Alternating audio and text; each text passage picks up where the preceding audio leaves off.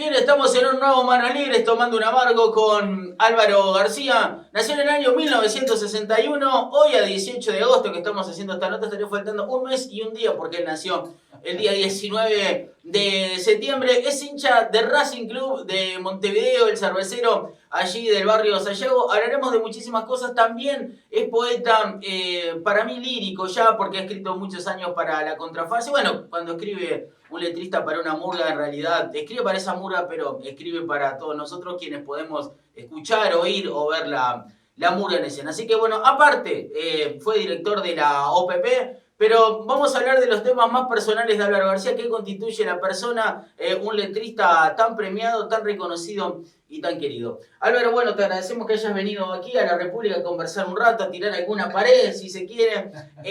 Bueno, ¿cómo te sentís vos?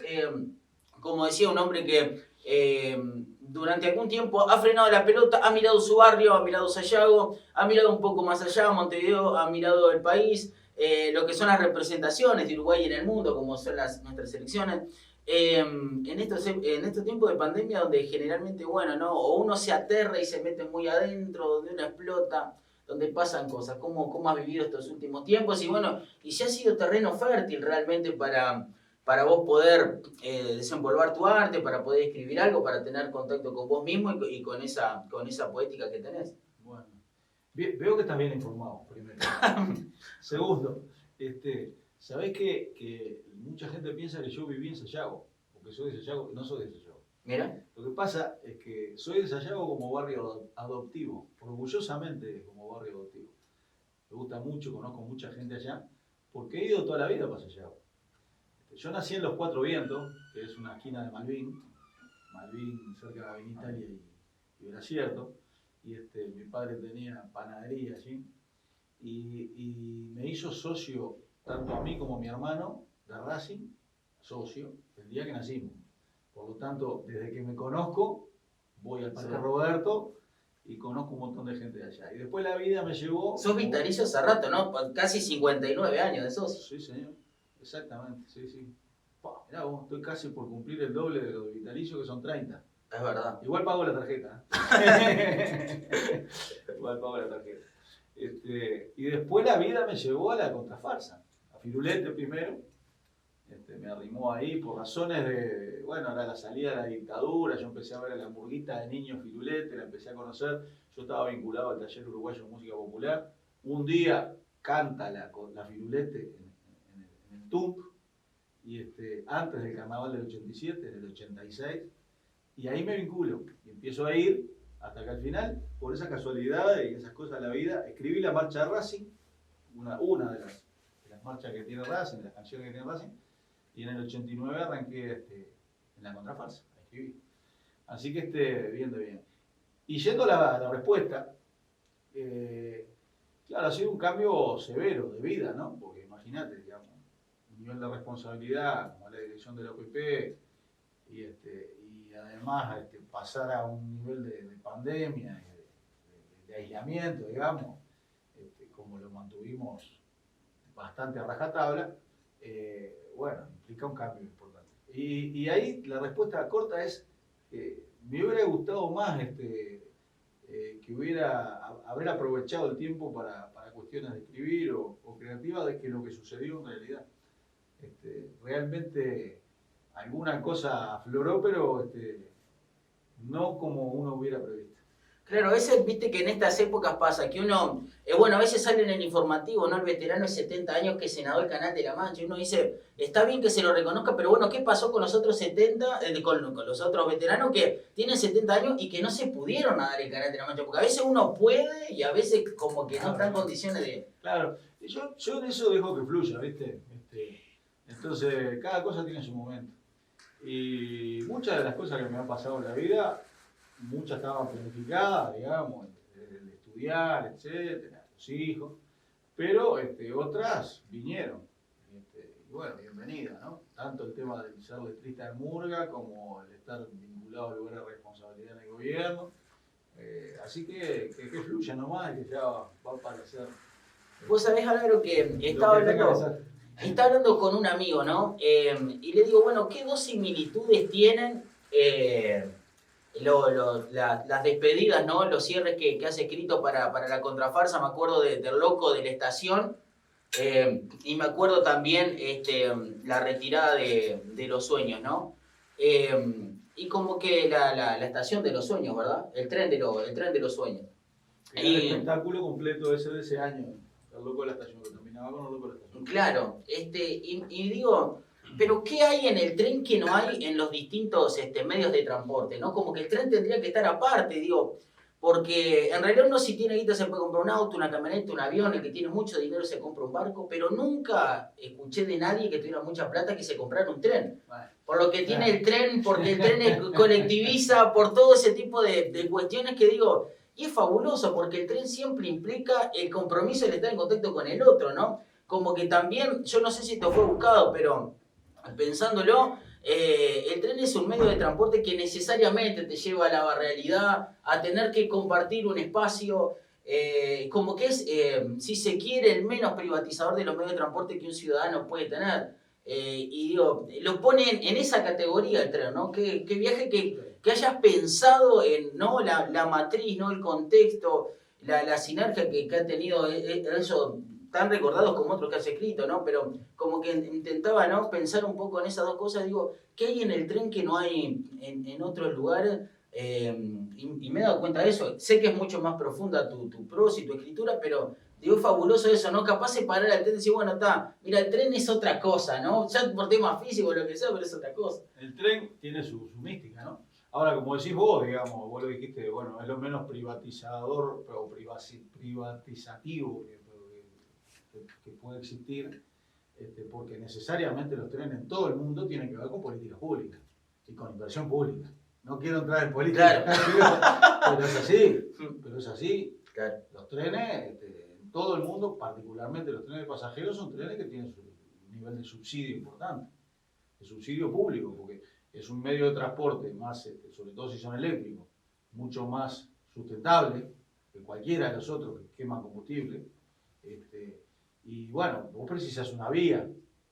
Esa vía la tiene que construir el Estado, no hay otra manera, digamos, ¿no? Porque pasa por terreno público, etc. Por lo tanto, el tren tiene esa característica intrínseca. Pero además, en particular, esa la actuación de ese año y el tren de los sueños, bueno, hay una segunda razón clave, ¿no? Sayago tiene su corazón en la estación de tren de Sayago. Claro. Y nosotros con Contrafarsa, los ensayos siempre tenían como telón de fondo el sonido de un tren. Más cuando ensayábamos en el Club Sayago, que es al lado de la vía. Pero tenés el metrónomo ahí pasando todo el tiempo. Prácticamente había que parar el ensayo, dejar que pasara el tren y después seguir. Porque realmente, sobre todo los trenes viejos, ¿no? No los que van a venir, que van a tener un nivel de silencio importante, que está previsto así. Ahora, la estación Sayago es una seña de identidad del barrio, sin ningún tipo de duda. Por eso también al loco de la estación, digamos, lo vinculamos a ese lugar tan paradigmático del barrio. Pero la actuación de ese año surgió, y ahora ando revisando unos papeles justo estos días, porque tú sabes que Contrafarsa se cumplen 20 años del Tren de los Sueños, Contrafarsa se vuelve a juntar y ya hay 3 actuaciones que van a tener que ser más, capaz por el tema del coronavirus. Claro. Hay 3 actuaciones en el Sodre, cosa que es una cosa increíble porque 14 años después, la murga hace 14 años que no sale el carnaval y se han prácticamente agotado 3 funciones en el Sodre. Entonces hay una responsabilidad muy grande de parte nuestra de lo que vamos a presentar el 1, el 2 y el 3 de noviembre. Y la actuación de ese año, hace 20 años, el Tren de los Sueños, la idea, y encontré los papeles, ahora te decía, surge, ¿por qué? Porque un día en AEBU, en el Teatro de AEBU, que nos juntamos antes de ese carnaval,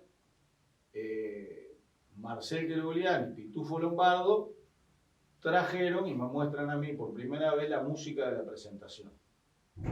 Entonces medio que Pitufo la hizo en la guitarra, Marcel la tarareó, tarareada, ¿no? Sin letra. Para pasarme la letra yo tenía un grabadorcito chiquito así, que era donde hacía mis registros para después trabajar en mi casa. ¿Mirá? Y cuando la escucho, terminan de cantarla y digo, loco, esto es una locomotora. Porque la música era para adelante, había estribillos, ¿no? Dale que se está yendo, dame la mano y subite el tren. Eso se repetía 3 veces originalmente, después quedó 2 veces. Pero ¿eso fue para marcar nunca distintas estaciones o no? ¿Cómo? nunca se utilizaba eso, pero lo utilizaron ellos, Pitufo lo utilizó en el armado de esa música. Era una de las primeras veces que me traía la música entera, de la presentación, de principio a fin. Entonces, todo eso se conjugó para que yo cuando me senté en mi casa a escribir esto, que la escribí la presentación esa en una mañana, y no te exagero, salió para la locomotora, ¿viste? Era una locomotora, era una fuerza impresionante. Claro. Entonces salió para el lado del tren y del viaje en tren. Y ahora encontré unos apuntes que dicen ahí, bueno, es un viaje en tren, un viaje hacia dónde, hacia el futuro, los burguistas se ven en el futuro. Digo, una serie de cuestiones previas a la escritura que después salió para el lado que salió. Pero una vez que quedó la presentación así como una salida de la estación, del viaje en tren, se fueron armando los cuplés, como decís vos, como estaciones. ¿Qué lo tiró, no? Porque a mí me contaron ahí, no soy carnavalero viejo, pero me han contado algunas cuestiones acerca de esto. ¿Qué es verdad que cuando estabas escribiendo pensaste en la hazaña del 50 y finalmente quedó como que era una especie de cataclismo que venía del mar? Me dijeron, vos sabés que acá iba algo del fútbol, pero le pareció que no. Y cuando uno escucha la melodía ahí, como que y es la brisa del mar realmente, pero no sé si hubo algo de eso o es parte del mito de esto que escribiste, ¿no? Te lo pregunto ya que te tenemos Estás acá. mezclando varios años ahí. Ahí va. No, hay una que fue la del 2002, la presentación, la del 2003, después de la crisis de 2002, que hablaba de que los mugreros volvían como temporales que vienen desde el mar, ¿no? Bien.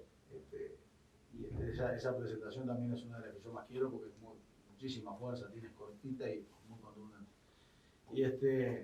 Y después lo otro fue que en el año 91 yo escribí el cuplé de la Garra Celeste. Sí, un poco preocupado con la inquietud de cómo había pegado el mito de Maracaná en el Uruguay, ¿no? Estábamos a 40 años de Maracaná. Claro. Y había sucedido que habíamos ido con una tremenda expectativa al Mundial y volvimos medio frustrados de vuelta, con un tremendo cuadro, con tremendos técnicos como era Tavares y el profesor Gesto. Y bueno, y tuvimos una suerte de fracaso en Italia, quedamos eliminados con Italia. El famoso año que Sosa erró el penal, etc.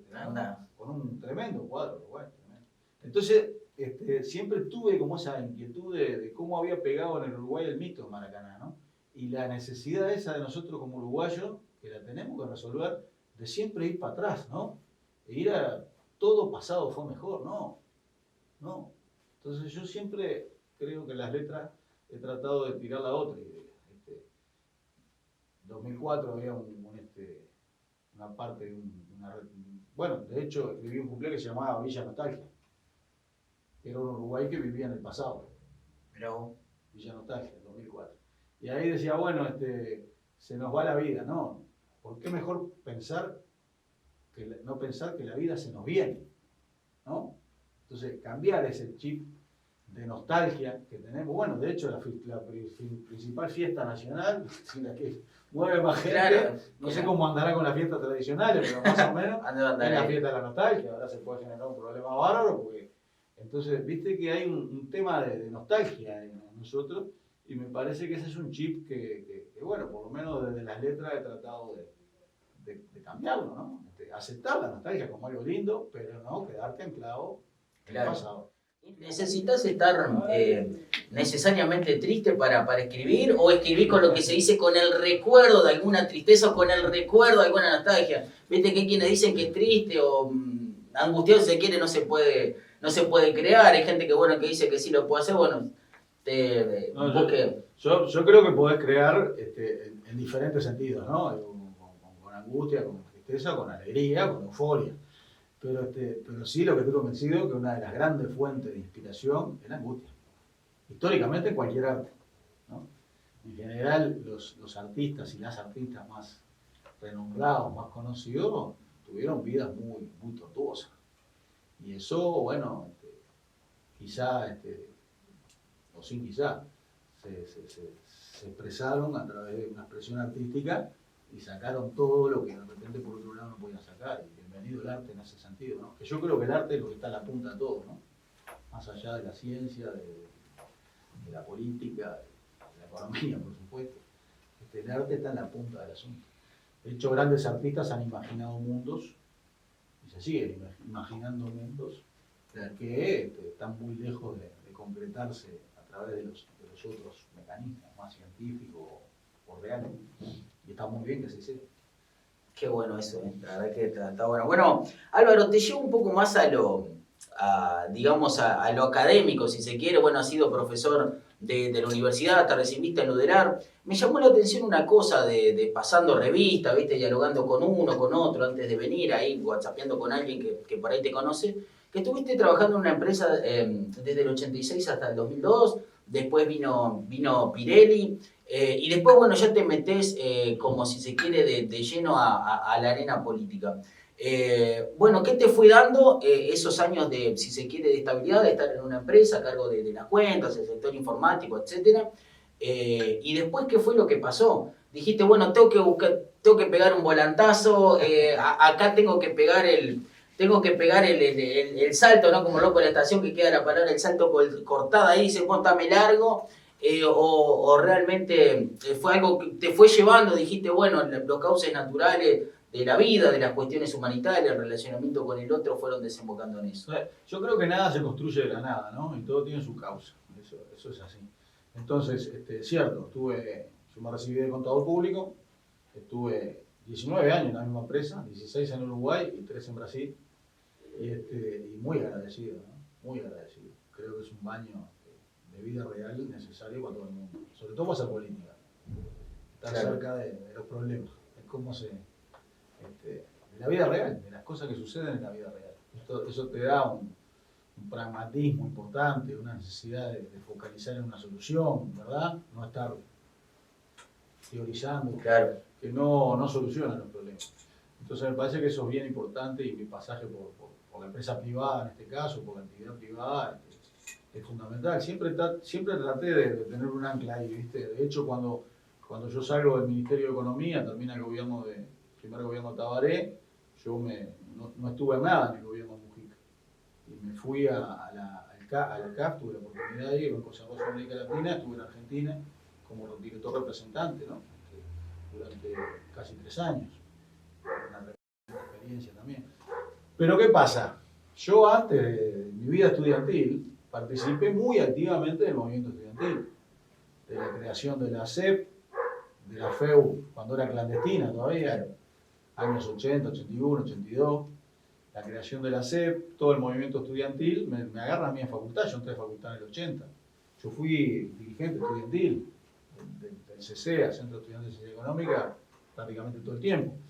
Entonces, esa memoria histórica y la militancia política que tuve en la Juventud Socialista desde aquel momento en adelante, también es un bagaje muy importante de conocimiento que después te permite ir un poco a donde la vida te lleva. Yo estaba en Brasil y medio casualidad, medio causalidad, porque si no hubiera tenido aquella vida anterior, no hubiera tenido esa oportunidad. Se me invita por parte del equipo económico de aquel momento, 2005, a venirme a la presidencia de la Corporación Nacional para el Desarrollo.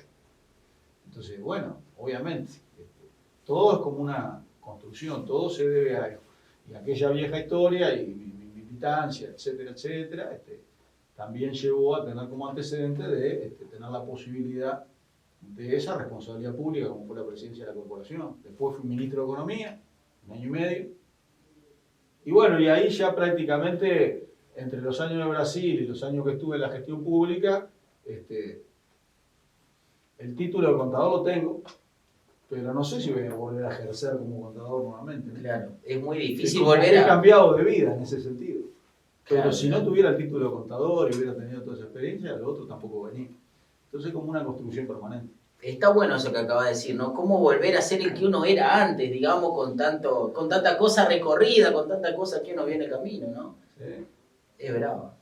¿Qué son tus gurises en tu vida? Y bueno, ¿qué tipo de padre sos? Yo, viste, no tengo gurises, no sé en el día que si algún día me toca, ¿qué va a pasar, viste? Pero digo, ¿qué son tus gurises en tu vida? ¿Qué son mis gurises en mi vida? Bueno, es lo mismo, son mi vida. Son buenas partes de mi vida. La más importante, capaz. Los afectos, ¿no? Y los afectos filiales en este caso. Loco la vida. Yo no hubiera podido vivir, creo, sin haber tenido hijos. y los 2 hijos que tengo, la verdad que estoy enormemente agradecido. Y bueno, trato de hacerlo mejor, no hay manuales para esto, ¿no? Hoy en día creo que hay más posibilidades. Me parece que las generaciones nuestras, las generaciones de nuestros padres, tuvimos, y las anteriores más todavía, enormes carencias en ese sentido. Me parece que hoy hay elementos, hay mayor conciencia de la importancia de la paternidad, de la maternidad, obviamente, de lo que importa en la formación de los niños desde que están en la panza de la madre, ¿no? Entonces, uno trató de aplicarlo mejor en ese momento y la verdad que estoy muy agradecido con ambos dos. Una vez más, bueno, esperemos que Racing suba de la B a la A, que es lo que todo hincha de Racing quiere, es nuestro anhelo desde acá también. Es uno de los principales objetivos de este año y estamos así siguiéndolo fervientemente por la televisión en este caso, porque no hay posibilidad de estar. 4 puntos hasta ahora, ¿no? 3 contra Rampla y 1 el otro día, ¿no? 4. Bien, está jugando bien el cuadro, la verdad que ayer empatamos, pero estamos jugando bien. Seguro, se te complica ir a la cancha, estaba yendo a los últimos tiempos a... Menos porque a partir de que había que sacar la entrada antes, medio claro. como que me desincentivé. Creo que estaba bien la política esa, pero siempre me decidía sobre la hora, ¿viste? Entonces, Claro. bueno, se complicó a partir de eso. Así que yo te agradezco muchísimo a vos este rato. Bueno, a Álvaro, la República. vamos arriba, estaremos conversando en el futuro. Álvaro García con nosotros en Hermanos Libres.